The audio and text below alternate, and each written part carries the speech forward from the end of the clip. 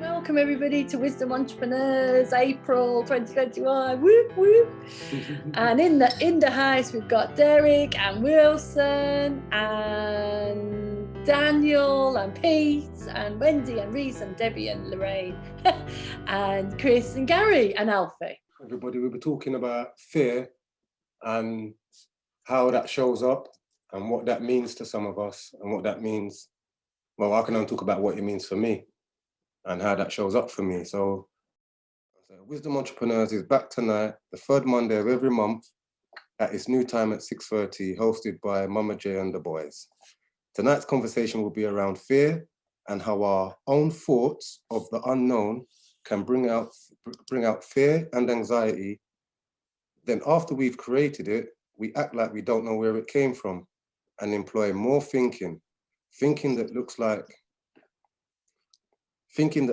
there is some action to be taken, when really a more acceptance to the unknown will open us to the fruits of new discoveries. To me, I was just trying to get across the point that for me, I've noticed that fear is something that I make up most of the time through my thinking. And when I've realized that it's only through not knowing what's around the corner or not knowing or the unexpected, that sort of feeds into my fear. But since this understanding, I've sort of realized that the unknown shouldn't feed into my fears. I should be more acceptance of the unknown, more accepting of the unknown, because anything that's ever happened good to me has come from the unknown. Or anything that's ever happened new from me has come from the unknown. And most of the time, things have happened good for me out of the unknown. I've been fearful until that good thing happened.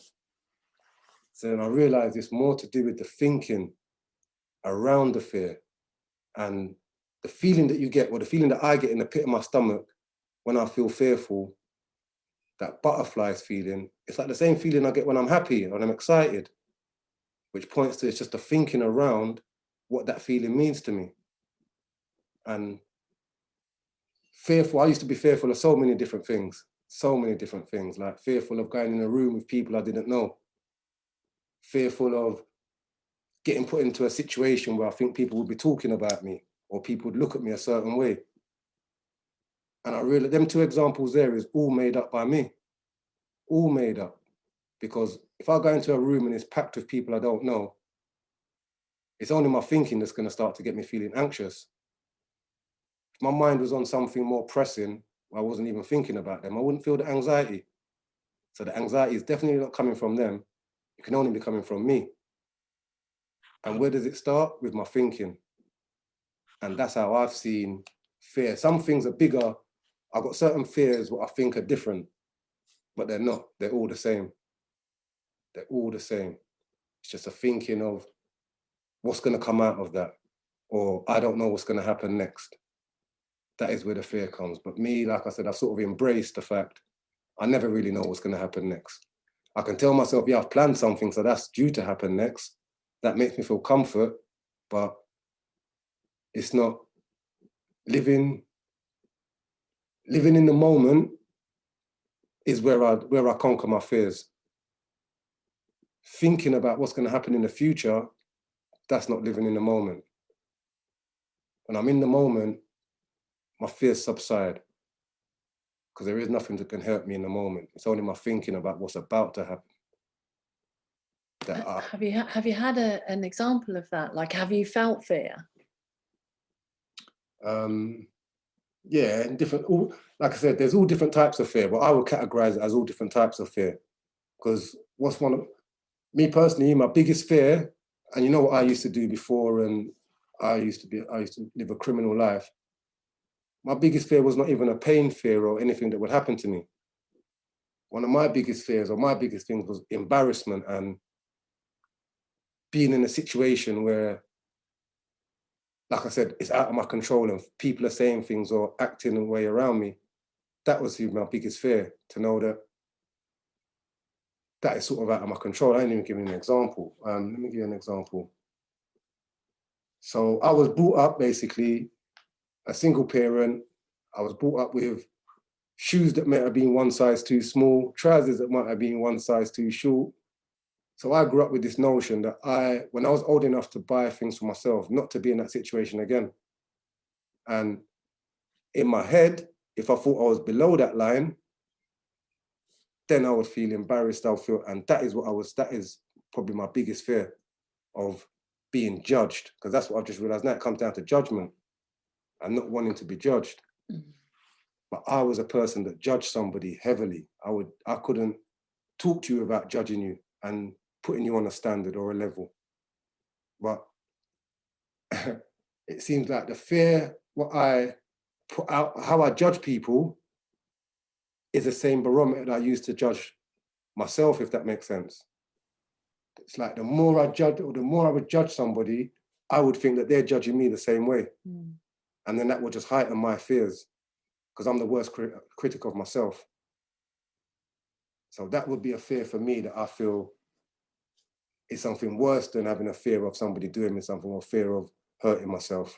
It's interesting because I'm hearing you say that the things that the things that you should be frightened of, like a tiger getting you, or someone attacking you or something, you was never frightened of that.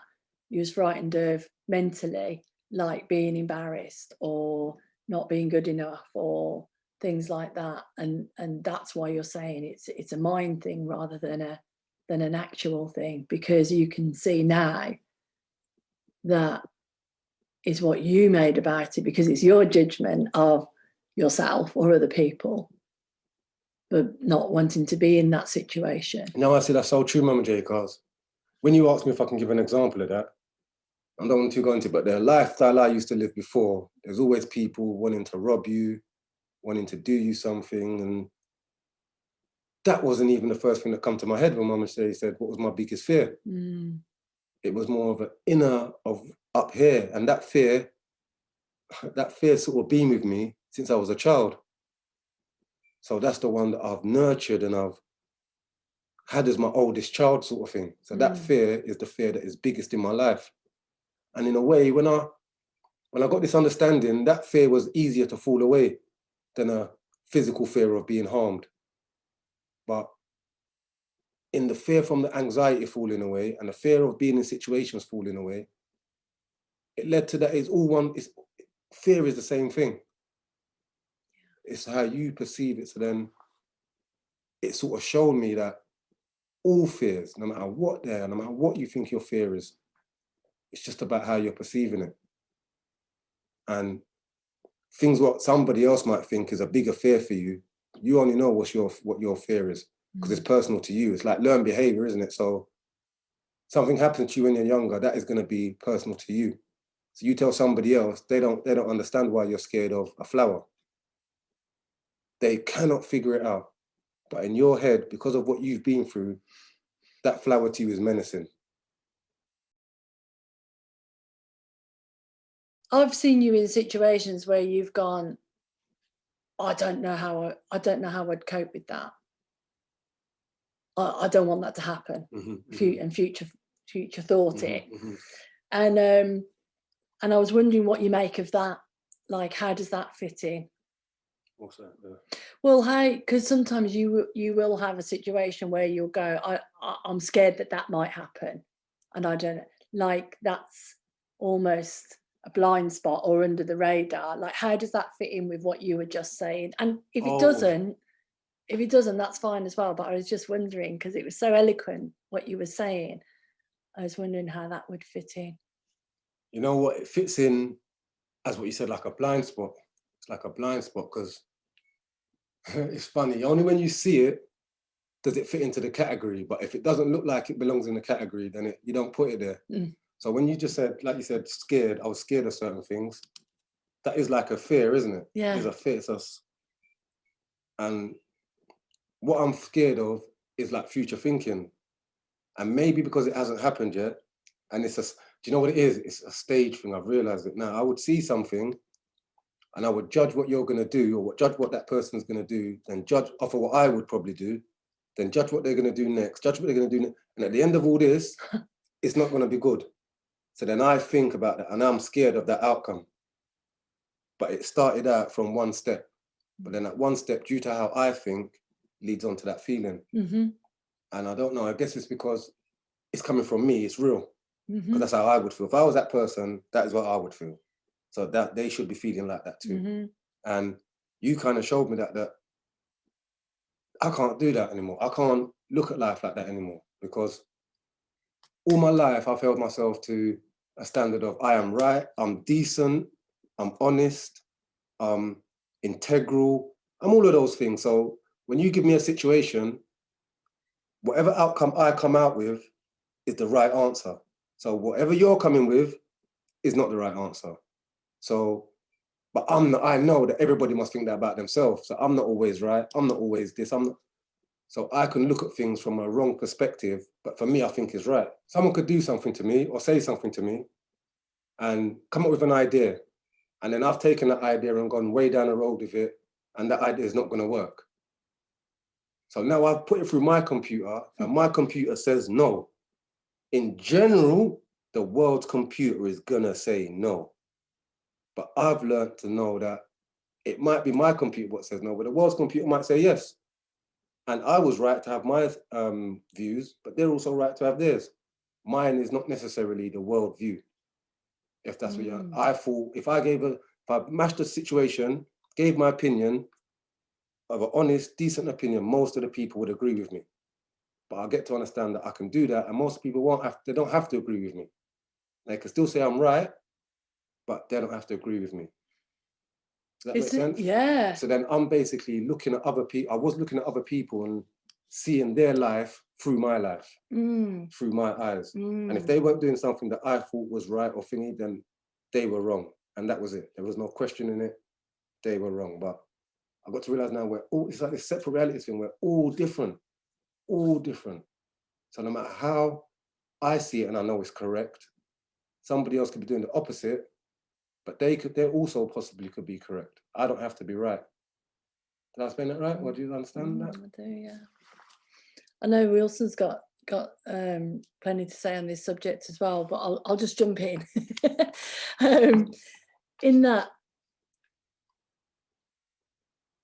I can't actually remember right now when I last felt fear, but I do feel fear. So it's not that I don't feel it.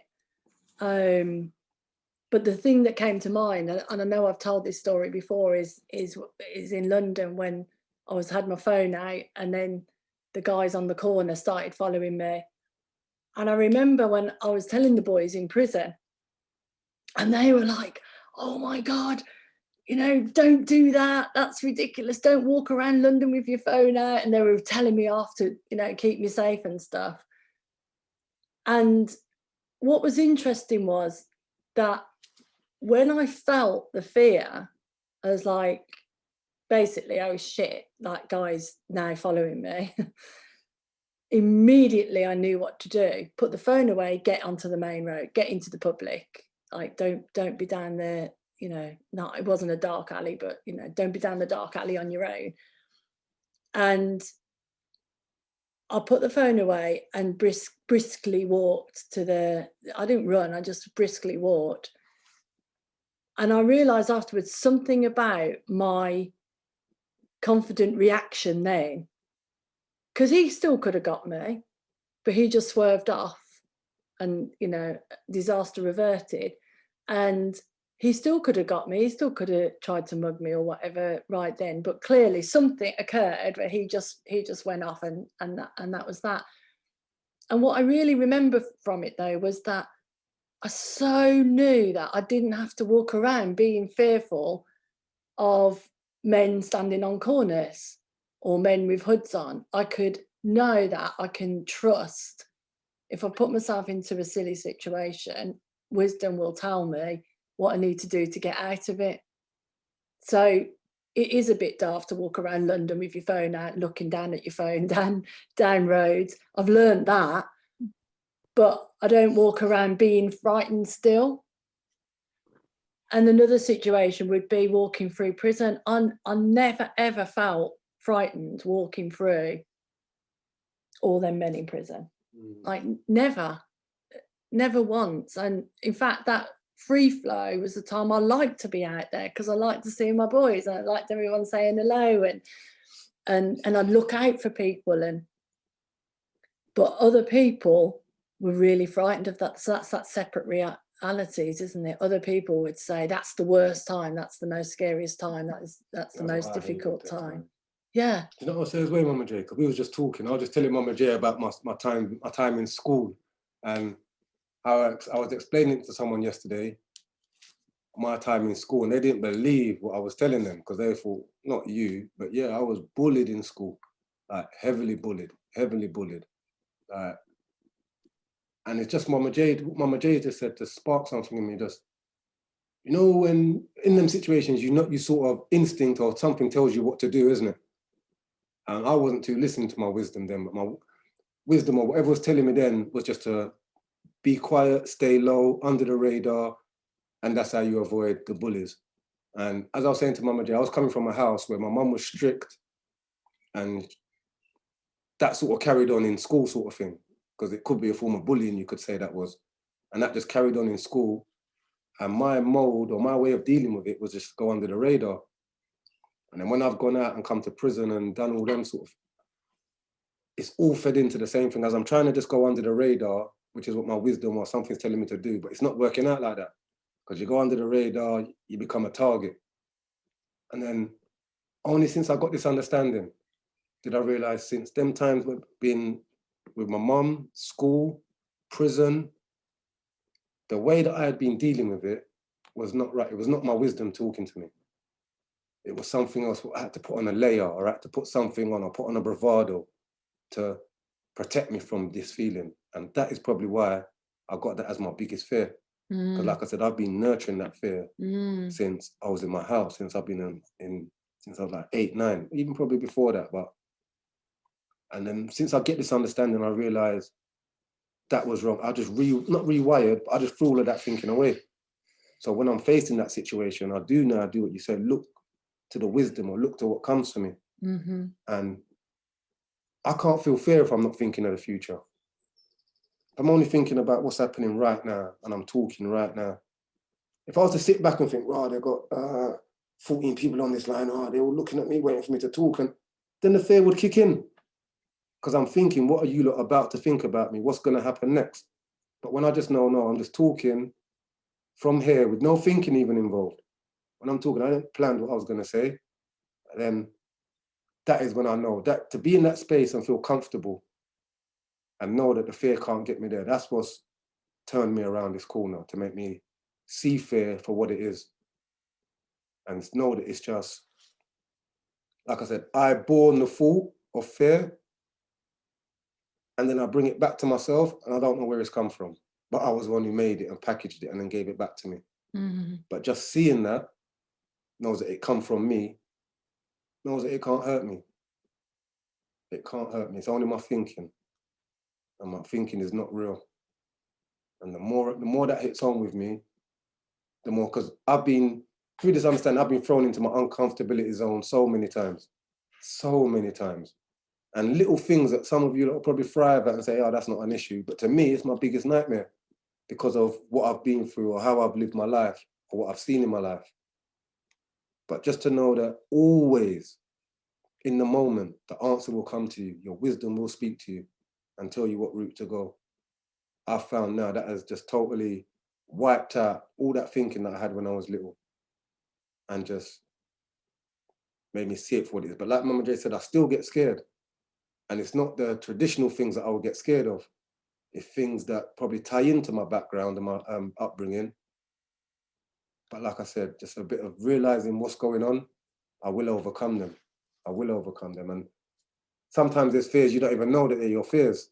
Like what Mama J said, I was talking to her about a situation, and when you really knuckle it down, that's really a fear that I've got. And it's a fear of something I don't know what's going to come out of it. I'm expecting this, or I'm expecting that. That's future thinking. When it comes, it comes. And I know that, like they said before, nothing's been given to me that I can't handle. So any situation I find myself in, I know I can handle it through my thinking. Is that resonating, or you understand? Because I don't even know what I'm saying, really. I'm just saying it as it's coming out. So, yeah. How about you, Wilson? You know, no, I loved what Derrick was saying, man. You know what? It's been a crazy day, right? Because I never saw Derrick's note, right? Do you know what? I did see Derrick's note, but I didn't read it, right? I saw it. I said, yeah, all right, cool. And I thought that was for the 11 o'clock for some reason. Don't ask me why. My brain has just been on fizzle because my sleeping pattern's just been all over the place with the new little madam. So I saw it, right? And I thought, okay, that's the 11 o'clock. And I jumped on the 11 o'clock and I heard what Dave was saying and stuff. And it's like that was for that, if that makes sense. But there was no correlation. I don't know, like there was just no correlation there. And it was crazy. And then after that, in that meeting, I'm getting pulled over by police, right? I'm driving because I'm doing this mission, right? My cousin must have came over like 8 in the morning because yesterday we was talking like, oh yeah, I'll do my garden for my little ones. But I was just saying it. They meant it. And I didn't know they meant it, right? So they came over at 8 in the morning ready to do the garden. So I woke up doing the garden anyway. So I was on my way to get some stuff for the garden. And I'm trying to talk in the meeting, but police are following me for a while. And I'm feeling that nervous feeling for some reason. I'm just feeling that nervous feeling. And I'm thinking, oh, like, I always get jittery. And I've done a little left and I've done a right and I'm driving and they've put the lights on now. So I've told these lot, they've just pulled me. And it happens all the time, but it ain't happened to me in a while. But I see it all the time, but it happened to me in a long time. But every single time it does happen to me, right? The fear takes over my body, right? Just takes over. Sometimes I'm slurring words. Sometimes I'm I say things twice, or do you know what I mean? I'm jittery. But this time, something was different. I don't know what it was. Something was different. It's like the fear wasn't there. And I've noticed this more and more and more as these past weeks have been going because certain things have been happening to me. And the normal, it's like I get shocked at myself because the normal state of mind I would go to, it's like I'm too lazy to enter that place. It's like, I don't even want to do that much thinking. Let me just have some peace of mind. It's exactly like that because as soon as the coppers came over, I noticed myself calm down. And I'm not sure if all of you know, I got these conditions and they end in August where I'm not allowed on WhatsApp and I'm not allowed a phone that's not registered to me and I'm not allowed in Manor Park and I'm not allowed with the 18 peers I got arrested with. Yeah, showed them the app, they looked at it, showed them my license, they looked at it, we had a lovely conversation and they was on their way, I was on my way.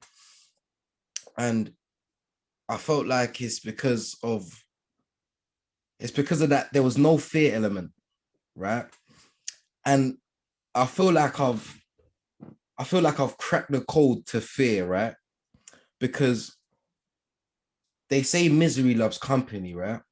But if you take that word misery, right, we feel, okay, you have to be miserable. And but if you take that word and you change it into thoughts love company, right?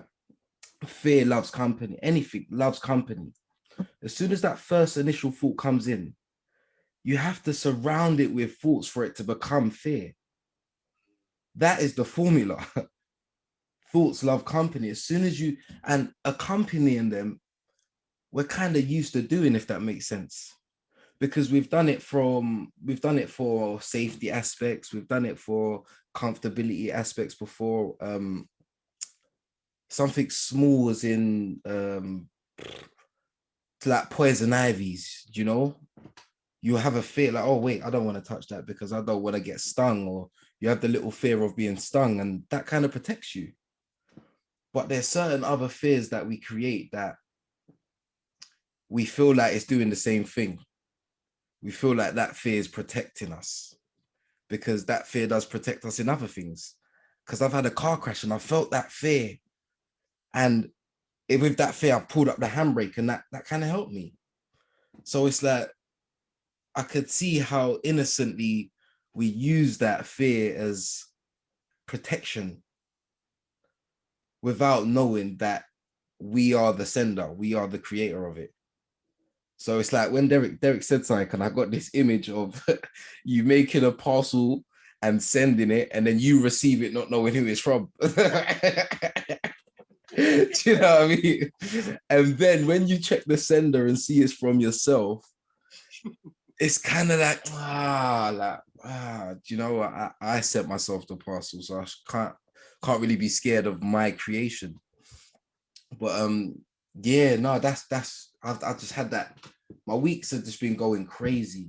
It's just like I was explaining the other day, I was walking and I tripped up in front of these people, just about to pass them, and I tripped up. And normally I would have felt my body fill itself with this anxiety, this fear, this layer of thoughts created that everybody's thinking about me now. So I would have created the whole reality, everything. And it's like, the other day, it's like I was too lazy to do that. That's the only way I can explain it. I'm too lazy to do it, because it's like I feel the option. But the only reason why I say lazy, and that's the perfect analogy for me, is because I just can't be asked to do it. It's like, let me not think about what everybody's gonna think about me. Let me just not do that. Oh yeah, what else? I was going shop, and I kind of can just continue, and it feels good to me. It just feels good to, and it's surprising, because it's like, bro, you would have went through a little something back then. You would have, something would have happened. How come nothing happened? And I don't dive into that, but I sit with that feeling of, wow, nothing actually happened just then. And I continue. But yeah, I just wanted to open up, see if anything gets like similar. You know what you just reminded me, Wilson, when the same thing you said about the police, yeah?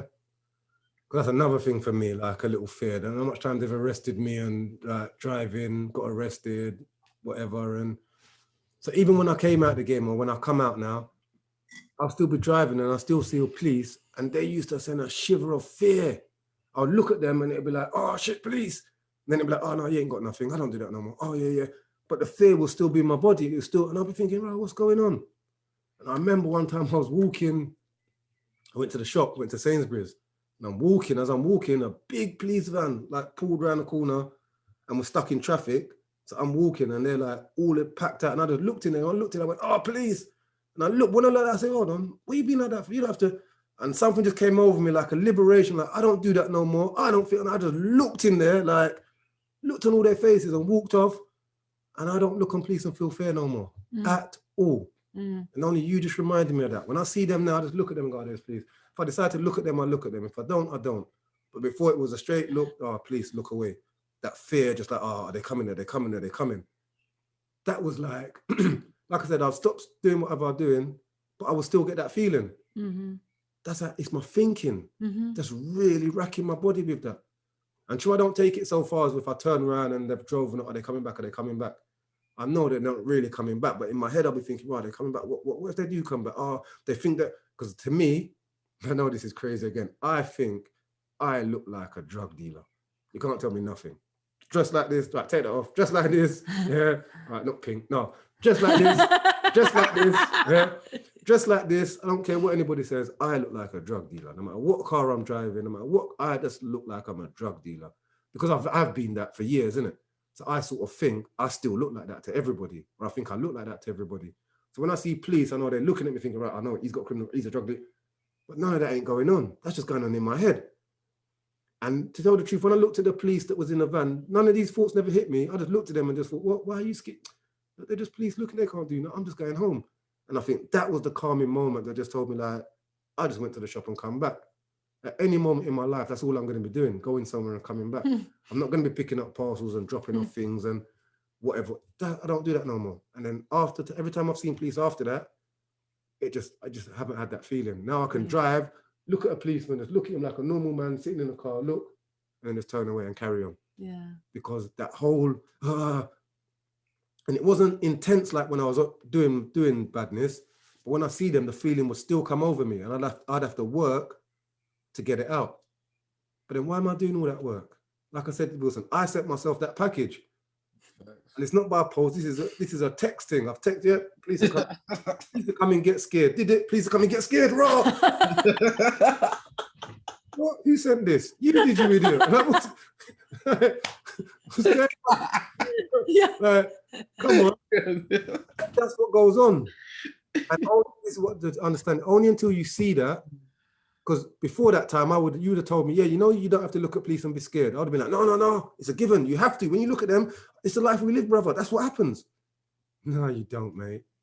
When you look and you're not doing nothing wrong and you don't feel no way, you're not feeding into your habitual learned behavior thinking, you're just being in the moment. And in that moment, I was just walking with a Sainsbury's bag with probably a box of cornflakes and some milk in it. And that was my reality in that moment. So there's nothing to be frightened of. And in a way, I've got respect for the police now because I know they're out looking for people. They're doing their job.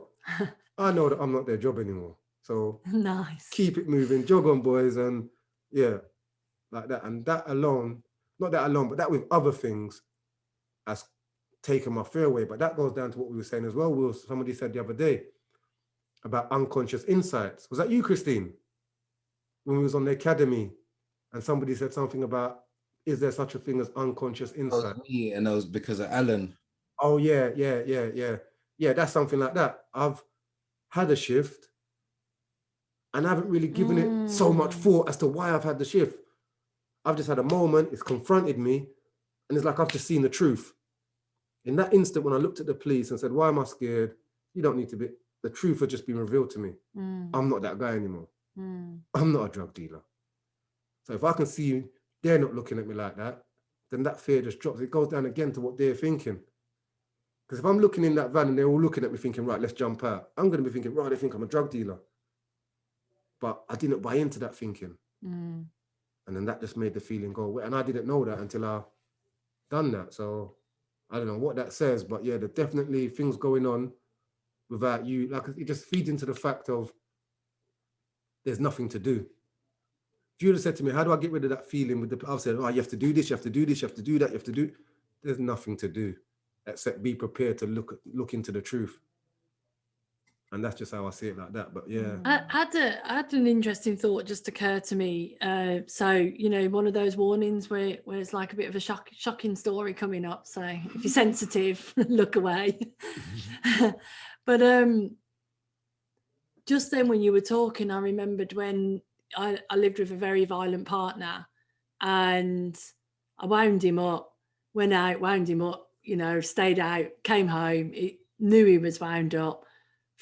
I was absolutely petrified. By this stage, I knew I was done. You know, he's gonna do something to me, and I can remember being petrified and thinking, have I got enough time to run down the corridor out the door, or is it just best if I, you know, crouch down and take the beating, sort of thing? And I was so frightened and I was whispering, like trying to calm him down, but that made him worse. Like when I was scared, he got worse. And anyway, he did come over and he punched me in the face and fell on the floor and he punched my teeth out. And I was lying in the sofa and he was shouting still and angry. And I was calm.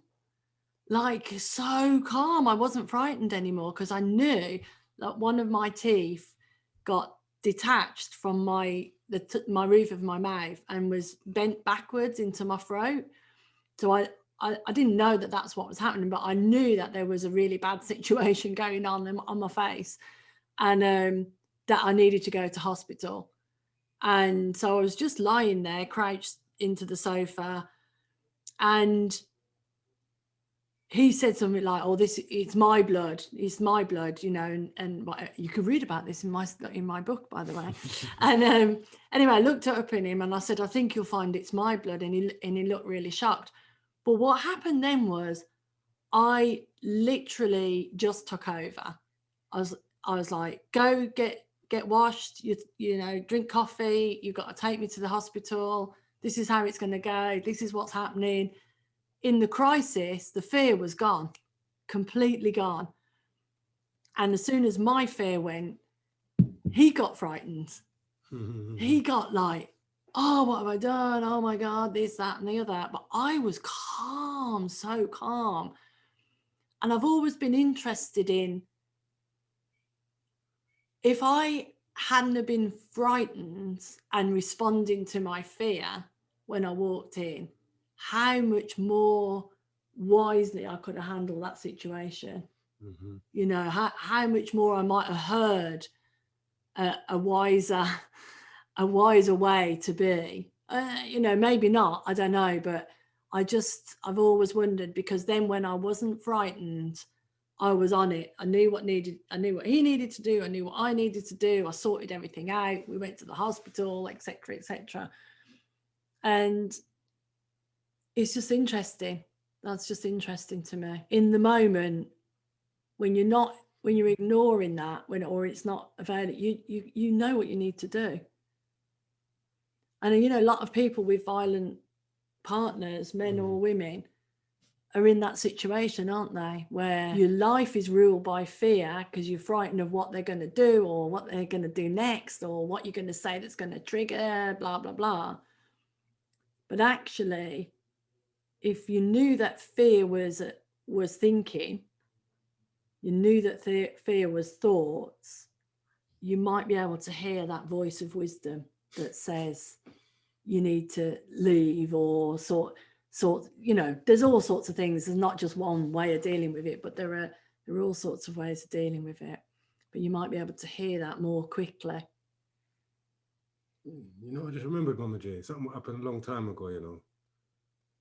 Somebody once told me a long time ago that fear, a little brain box dude in the hood, you know, them guys, Wilson, like, he's telling us that fear is just thinking about the unknown and not knowing what's going to happen next. And we're like, shut up, man. We broke it down. And when he broke it down, he was right, that it's just about, well, I didn't know. Okay. My brother had a bike, yeah, like a 600. And he's like, "Oh, come, we're going up the road." And I'm like, "Oh, you're not even driving, are you? I ain't driving." He goes, "Come on, jump on the back." I was like, yeah, okay. Oh, what he said, fear's just thinking in. All right, let me try it then. Jumped on the back of his bike, and this guy's in and out of traffic, and I'm bricking it. And I said, "Oh yeah, what did my man say?" Yeah, 40. Okay then, okay. Oh, yeah. I just distracted myself the hell out of that situation, just thought about anything else other than that. And I weren't scared. I was not scared, but I got off the bike and I was like, whoa, okay, yeah, I weren't scared, but that wasn't a pleasant experience, but I weren't scared. Yeah. It's the same thing, but I didn't know how, I was using a technique. Yeah, and what I had to do was just let go.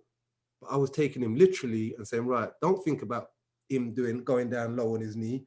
Just think about you're at home and you're watching your favorite show, or you're on a beach, or you're doing something different. And that's what distracted me. It was in and out. So when he went close to a car, I'd be like, what's he doing? Oh, beach. And then it was in and out. It was in and out. But at the end, I realized, wow, he's right. When I weren't thinking about it, I didn't feel no fear. Yeah. But as quick as that feeling went, is as quick as that experiment went out the window, because it never come with a feeling. It come like it was too much hard work, and that's long. Yeah. But then now you've just made the connection. Now, yeah. It's the same bloody thing. Same thing. It's exactly the same bloody you thing. see the Grand Prix at the weekend and the crash? Yeah. Right, there's two cars crashed. Really bad crash. Really, really terrible crash. And Rob's brother is or he was a training driver, a fast car F1 trainer. And so he took us in his car when we went over there at Sebring. Like he drove around the track, and he didn't even drive as fast as them, but he was driving really fast. I hated it. It was a horrible experience. I was so scared. And I tried to be all brave, like, and go, oh, yeah, oh, it's fun. Yeah, this is really fun. But I was bricking it as well. And when I saw the crash at the weekend, I realised, because I was expecting, these cars crash, you know. Like, so I was frightened, future thinking. I was thinking what could happen. And I didn't enjoy it. Whereas some people get in that car, they'd be like thrilled to bits to be sat in an F1 car and driving around a track. You know, you just reminded me of MamaJ. I went Chesterton Zoo with my daughter on her birthday, and I brought three of her school friends and my other daughter. And we was going on the rides, and that's not me, but because I'm with my children, go on the ride. I said we went on this roller coaster. I had to have this grin on my face. It's like I'm goading them. Like, look at you. Every time it wasn't pleasant. It was not pleasant, but I had the principles this time. This was recently, innit? So I thought, I just don't think about it. But I just had to put on a show for them. But in putting on a show for them, sort of sidetracked and distracted me. Yeah. They took me on it again. Mm-hmm. Yeah, they took me on it again. They're like, that was good, Dad. I was gonna go, come on then. But the second time we went on it, I enjoyed it. I didn't have no thinking about, even though my stomach still felt like it goes that like upside down feeling, it still done that. Yeah. But I was just watching them, and in faking them, I ended up enjoying it, if that makes sense. Yeah. Yeah, so that was funny. But the first one, I was all over the place. But it's the same thing as fear of just, you know what? Yeah, that happens all the time, man. Yeah. All the time, innit? That reminds me of, there's a ride in, I can't remember where it is, but it's called Stealth, right? And it goes, the ride is like 5 seconds long. And the train shoots off and it shoots straight up. And then it goes on its side for a slow bit. And then it shoots straight down. And I'm excited to get on it, and I jump on it, right? And as soon as it shoots off and it's going up, the higher it's getting, the more I don't want to do it no more. And as we get to the top and we're peaking off, I decide that I don't want to do this no more. Like I don't want to in myself. I don't want to do this no more. I'm finished. And then we go down, and then I love it. Do you know what I mean? So it's like, even I didn't recognize that before, but even just the way you slip in and out of it is crazy. Because even it's crazy, like you said, Grand Prix. Because I was thinking of go-karting, and I've only been go-karting once, and my missus took me for my birthday. And I'm driving this thing, and I'm just I love speed, so I'm trying to get the most out of it. And every time I'm going around, I'm getting like closer to the corner, closer. But every time I'm this much away from the corner, there's fear in there. But as I go past the corner, the fear just goes. Mm-hmm. And I'm just in straight love with the wheel and everything. And I get to the next corner, and I'm trying to get close, and the fear's there, and boom, and then it's gone. I'm through it. I'm on to the next. And it's I don't recognize it. I don't recognize that I'm doing these things. I'm doing the thinking. It's just like, it's kind of like it's on autopilot and I'm watching it happen. But I'm not, it's crazy because I'm not aware of it. But when on reflection, it's clear how I felt. It's clear the thoughts were there. The fear was created because in those 2 seconds of approaching the corner, I was thinking about crashing. I was thinking about what could happen to me. But as I breeze past that corner, that's all gone because I don't need to think about that no more because I'm on to the next. And it's just beautiful the way that happens. And I was going to say that because it's with spiders, right? I know, I've said this before, and I know how the fear of spiders are created. But it don't matter because I'm still shit scared of them. Does that make sense? Like I appreciate so much how the human body does these things. But somewhere in my unconscious bias or my mind, spiders there's something. I got a fear button on them. It's crazy because I feel like it's dumb. It gets dumb because I feel like I'm getting better until I see one. Does that make sense? But it's brilliant, Wilson, because it's a brilliant example of you can know it as much as you like until you see something different about spiders. You'll carry on being frightened, and you can't make that happen. 100%. It's a really good example because it always feels like, doesn't it, when you're talking about this stuff, that you can free pee your way out of things, and you just simply can't. Sometimes it's within that awareness. I haven't got the awareness of it's just the spider. Oh, it's just the yeah. you know what I mean? And until that's broken, you won't. Exactly. That was the same with the rat. When I saw the rat, and I've always been really scared of rats. And then I was reflecting by a lake, and the rat went past, and I was just looking at the rat, and the rat was doing the rat thing, you know, and I was looking, going, oh, look, there's a rat doing its rat thing. And I thought, I'm not frightened. And I couldn't make myself not frightened. But in that moment, I saw the rat as a creature just doing a rat thing. Like it it wasn't going to try and get. I did still lift my feet off the floor, but I didn't run away. You know, like before I might have screamed and run away. And I just thought, oh, it's just the rat doing a rat thing. And then I was like, oh my God, I'm not even frightened of the rat anymore, because you can't do it. It has to, something new and fresh has to occur to you. It's a really great example of how it works. You see what you was talking, Wilson, about the thing. Another little story I got. Yeah, this one. As I'm thinking this one as you was talking, I proper conquered the fear. I'm just gonna try to work out what was going on. We went Iron Apple on the beach. They're chilling. They're doing a bungee jump, and my friend is a proper adrenaline junkie. He goes, "Yep, he's gonna do it." So we're all sitting on the beach. There's a little crane. The crane went up, and he was like, "Oh, that's nothing, man. Anyone can do that." Because you can do it. I goes, "Yeah, I'll do that." All right. He done it. Look cool. Then I said, "Come, you're gonna do it." I was like, They goes, "Yeah, come, man." I said, "Oh, I paid." Went on the little platform. I goes, "Let me have a look." Went on the platform. By the time I went on the platform, they started to raise it up. I'm like, "What are you doing? What are you doing?" The Australian man locked the gate and went up, and then it goes over the sea. So then you're actually did the bungee jump over the sea. And I looked down. I goes, "Well, I'm not doing this." And no, I was only joking with them. I'm just bringing back down. He was an Australian fella, yeah. He started bantering me, like proper, so much jokes. I was laughing and going, "Oh yeah." He goes, by the time I'm talking, the man's got the straps around my legs. Yeah. He asked me my weight. I was like, "Yeah, very." He goes, "All right, then." I goes, "Why are you asking that?" He goes, "No, look, we need to know the tension adjustment of when it bounces." I said, "What?" No, I said, "I'm not doing it." He said, "Oh, no, the crane don't go thingy. You have to jump off." Because but he done it in such a jokey way with just imagine a broad Australian accent, just killing me with beer jokes. And I just said, "Oh, all right, then, you know what? The thing that was on my head is that the point when you jump and you're in free fall, the point when it's meant to catch you and go back up, that was all in my head. Like, oh, no, it's not going to it's going to let go, it's going to snap, that's the bit that bugged me. Yeah. And then when I said, no, it's not going to, man, I'm like, "Yo, just see your friend do it, man. They've been doing it all day. We've been there a week and I've been seeing people jump off of this thing, man. No, it's all right, man. It's going to catch you." And I sort of got over that, but there was the part where you have to jump off the platform now. And that's the bit that you have to G yourself up for.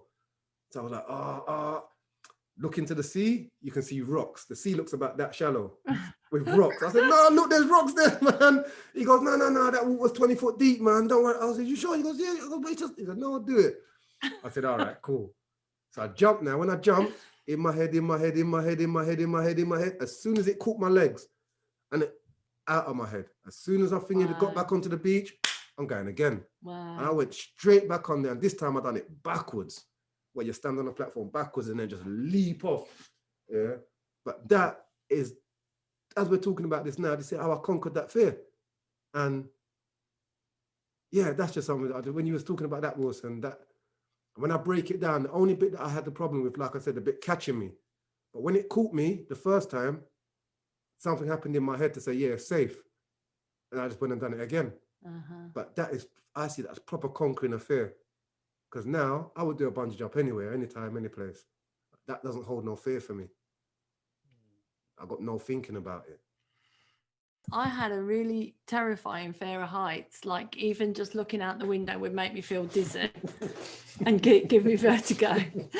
And I went on rickety bridges and did all of that, and I still had the fear of heights, like felt sick, all of that.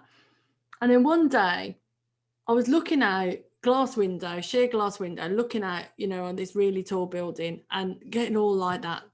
And I thought, the fear of heights is relevant when you're standing on the edge of a cliff and the rocks might, you know, and you might fall in, like that's relevant.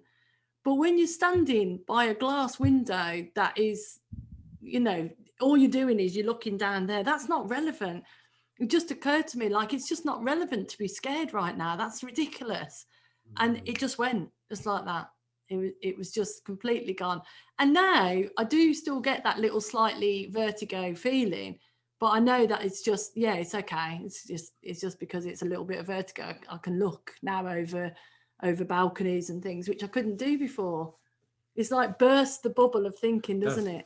Go on. One more. Sorry. One more. So I got a mate, yeah. He names himself, he called Trickstar on Instagram, right? He's a white boy, right? And he's nuts. I call him nuts, but obviously he's not.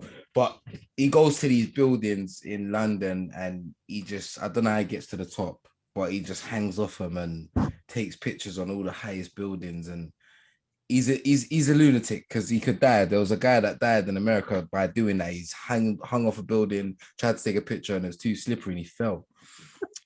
And this guy, he does that on a daily basis. That's what he does, right? And there's one building, right, where it's like a slope.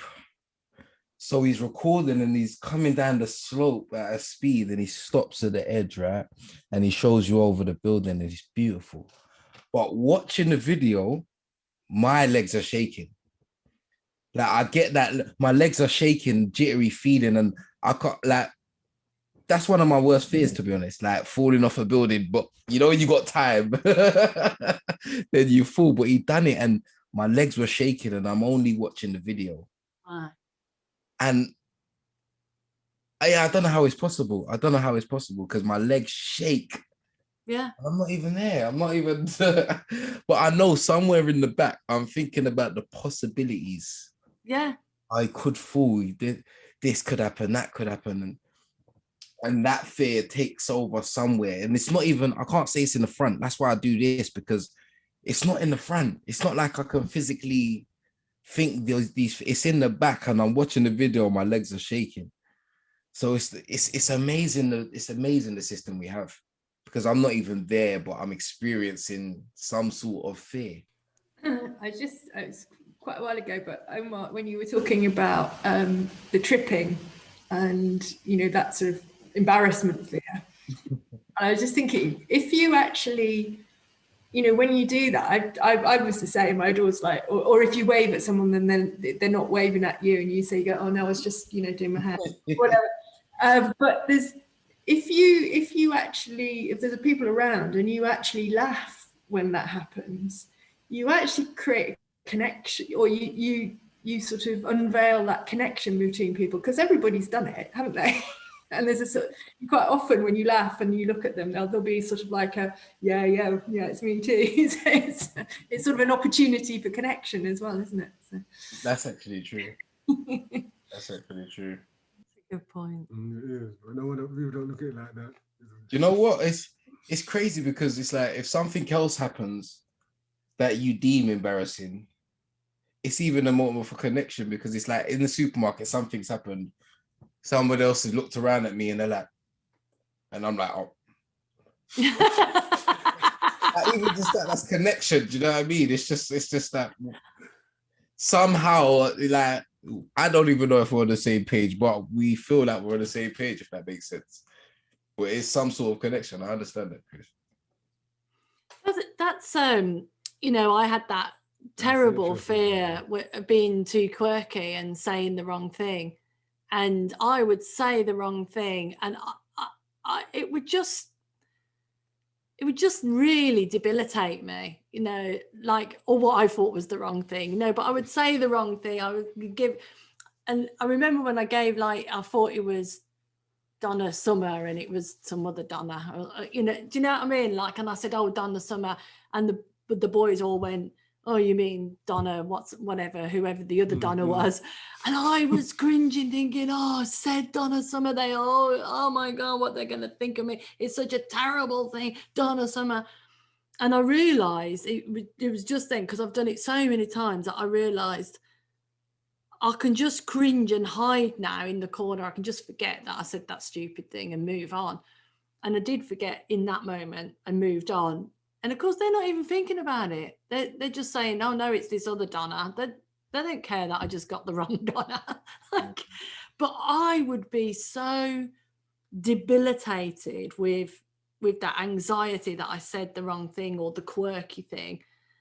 And that fear, that to me, that is the biggest sort of your own demons coming in and you know, sort of taking over. And if you can see even just a part through that, you start to see that, it's all made up. And I'm not saying that I wouldn't get embarrassed again if I said the wrong thing, but I don't think I'd get debilitated again, or it'd be momentary, you know, and then it would be like, oh yeah, silly. I think I did one on a webinar one time, you know, and then I was like, oh, why did I say that? But now I'm more forgiving of myself, and I go, oh well, you did. I used to sort of be like that in the moment, innit? Like, and I would never win, no matter what I would say. When you said, yeah, you said what I would say would be the wrong thing, because I'll be in my head. Should I say that? Should I say that? Right, say that. Oh, they're not reacted right. Oh, that was the wrong thing to say. Yeah. All right, then say that then. Wrong thing again. Yeah. Always correcting off of what I think other people want from me. And if I did come out and say the wrong thing, like you said, that debilitating, like, oh my God, they think, oh, I've messed up. I can't go around them for a week, 2 weeks. Oh, we ain't seen you for a couple. Oh yeah, I'm all right. They forgot what I said a long time ago. Yeah. But in my head, I think they've got some new image of me where I've lost something. So then they don't want to be with me no more. They don't want to be around me. And that fed into my insecurities, because all these things come as a package. Yeah, my insecurity is about, for me to be in my head talking in a conversation, I'm insecure, I'm mad insecure already. And it's that insecure thinking that's running my thoughts. And they're only giving me insecure actions to do. My wisdom's not in there at all. So anytime I find myself, or anytime I would know that I'm in that conversation with myself in that level, then I'm in the wrong space. I'm in the wrong space. But since I've had this insight, I can sort of see that more retrospectively than when it's happening, because I was really, I'm not like that anymore. I don't introspect and judge every word that comes out my mouth before I say it. Before I used to do that. So I don't give it that chance to come in and say whatever. But yeah, retrospectively looking back on it, I used to live in that space 24 hours a day, 7 days a week. And just knowing that I'm not in that space now just is a little bit more liberating and gives me a little bit more room to examine why I was like that. Yeah, no, I'll just, a quick one that come up just before I say what I was going to say is, you know, when you're all in a motor and you're singing and you sing the wrong words and you get caught and you're like, nah. Yeah, that's a good one. But yeah, I've done that loads of times. But yeah, you know what? Derrick just touched on it, insecurities, you know, like just before I was getting released, I was overthinking everything, like just what's happening, where am I going, what am I doing, what's my relationship going to be like, what's it going to be like meeting a baby, I'm fat, I ain't trained, I should have trained 6 months ago, I should have got myself in shape, carried on, right? You know where I'm going, yeah? And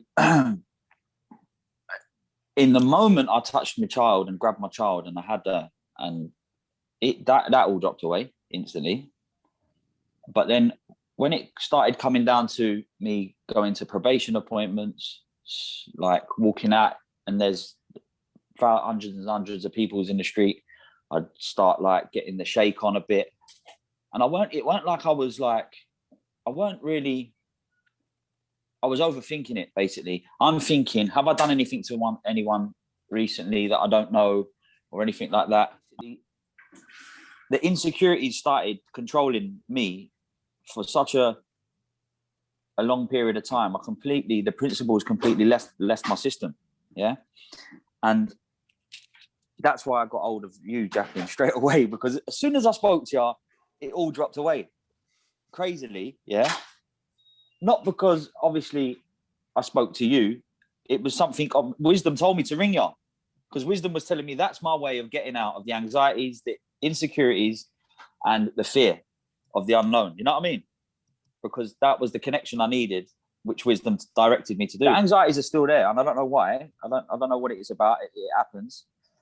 Like, even down to like the heights thing. I know there's a few women on there, but you get this thing in your balls, like at higher levels, and it's like a twinge, or you see a car crashing on the thing, and you get the feeling inside, like what Wilson was saying. Like, that happens, and you're like, and it's like you're actually in the car crash kind of thing, and it's only on your phone. You're just watching a YouTube clip, and I'm thinking, how is this actually happening? Like, so I understand completely. All that resonates with me. Like, but 100%, the truth is, to me and for me, when you are living in the moment, yeah, and you are present, none of them things happening, none of that fear, none of that insecurity, none of that is happening. Because even down to like at home, relationship wise, you know, it's like, it's not, if you just sit back and let go a little bit, yeah, and you take the pressure off yourself trying to force things to happen and trying to make things better, yeah, like it just naturally kind of goes that way. I don't know why, but it does. All that's around insecurity and fear. And if you think about when you're 5 years old, yeah, you see a spider or you see an animal at school. They used to bring ferrets to my school, yeah, because we lived like that. That's greyhounds and ferrets and things. Now I don't like ferrets, yeah, because I put my hand in the ferret cage to grab the ferret because my mum had one, and the thing bit me, yeah. But because if it didn't bite me, I wouldn't be scared of them. Because it bit me in my head, yeah, I'm scared of the ferrets now. Do you know what I mean? So that's how it is, isn't it? You know, when you're 5, you're not scared of nothing. Like, I watched a video the other day doing a CSCS thing, the proper way to pick a box up. The child done it correctly at 4 years old. He bent his knees straight back. It was natural for the child to do it, yeah? But then the adult overcomplicates it, tried to get lazy, think he knows better. I'm a big man. I can do this proper, yeah? Pick up the big thing. It ain't like that. You're going to hurt your back, bro. Yeah? Forget the ego and the macho thing. You know what I mean? Like, just do it properly. You won't hurt yourself. So, yeah, like, fear is a massive one for a lot of people. And even down to, I still feel that people have mugged certain people off around me. And I'm scared, or I'm fearful of not reacting and doing something to them, because I think they're going to think I'm a but that is how deep it goes. And it kind of cripples me inside and makes my belly funny due to that. Do you know what I mean? So, yeah, fear's massive. It's a brilliant topic. And living in the moment's the only way that all this stuff just drops away. And it's true. Was safety. Yes, that's what we all that's all we want, innit? It's safety. Yeah. Like, everything is about safety. Mm-hmm. And whatever way we feel that comes is the way we're gonna react to it and the way we're gonna deal with it. But the insecurity and the fear and it all comes round to safety. Like, we just want to feel safe. And it's yeah, yeah, that just hit me now, so I ain't got a lot on it, but it all comes back to safety. I love that. I love that, absolutely. And getting behind the scenes to that part, we want to feel safe, and then seeing where safety actually really comes from and security comes from is a big key. Love that. Nice way to end it. Apart from Alfie. Come on, Alfie. Jump in. Are we late? Are we at time? Are we? No, we've got 1 minute to go. Oh God, I'll speak really quickly. It's interesting. Oh God, it resonates so much with everything that everybody said, I could just, go ditto, ditto. I'm sure you're a male version of me, Derrick. But the last couple of days, I've had this real sort of awareness coming in. It's like I've also had 2 days where it's felt like my nervous system has just been going the whole time. And the feeling, I mean, I sort of feel like I've been like that for 30 years, but for some reason it's really intense last couple of days. And the feeling, like I kept describing the feeling as if I'm so madly looking for safe inside. I feel as if I'm in this vigilance where I'm so scanning and backed myself into a corner and so scanning outside. And it feels like I want to put myself in a witness protection program so that I'm safe from something. Wow. And then the last couple of days, I suddenly thought, oh my God, I need to be in a witness protection program for myself. It's me, it's not them or something out there that I need to get safe from. It's me that I need to get safe from, my own thinking. And it's like, so I feel in this weird place where I'm also feeling like I can't do this on my own anymore. Or it's like the wisdom's in me, but I realize like I've exhausted myself running from myself for so long, something, and it's like I can't keep ahead of that part of myself or distract myself fast enough from my own thinking to keep myself safe from myself or something. So yeah, it feels like I'm seeing something's shifting around and I'm seeing something from a different perspective, but also I feel very vulnerable or at a limit with that kind of like, yeah. So oh yeah, one other thing that came to my mind was once me and my partner were sitting in Charing Cross station and we were just waiting for a train, and we could see this kind of bit nutty sort of guy. I don't know if he was having a sort of psychotic thing or if he was, on drugs or something. But anyway, you really just think he's coming over here. And he started coming over and over. And so he was standing in front of us really close and he just started saying and doing all these really weird things. And it was like, everything's just on alert, like, shit, what's going to happen next here kind of thing. And then suddenly, in the calmest voice ever, I said to him, oh, you don't have the time, do you? The clocks in here are really crap.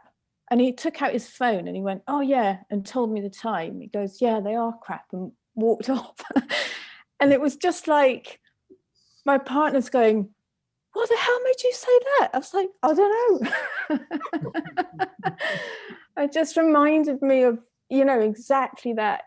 You couldn't prepare that in advance, could you? Just like, brilliant. Yeah. Unmute yourselves and shout. No, you don't have to shout, but unmute yourselves and say one word of how you're feeling right now. Relieved. Nice. Peaceful. Yeah. Happy. Oh. Nervous, but only just right then. I